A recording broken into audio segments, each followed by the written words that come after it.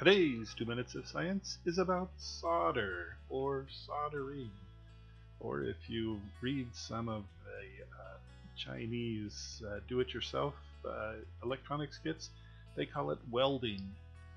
Whatever you call it, what soldering is to take a combination of metals which melts at a fairly low temperature.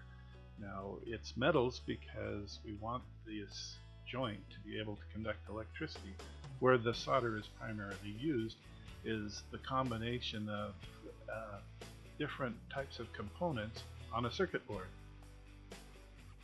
Solder is not just used for welding or affixing the components on circuit boards as it's shown here, but it can also be used for securing other types of devices together.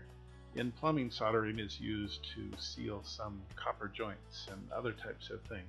Now there's some controversy over the type of solder, and oftentimes, or in the past, solder was primarily or contained a lot of lead.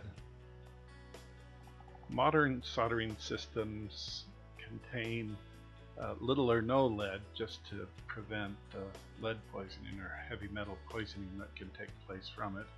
And the fumes that come from soldering are less caustic or toxic that way. Anyway, whatever you use your soldering for, you do need to be careful and have a hood or an exhaust system if possible in order to keep it from causing a problem.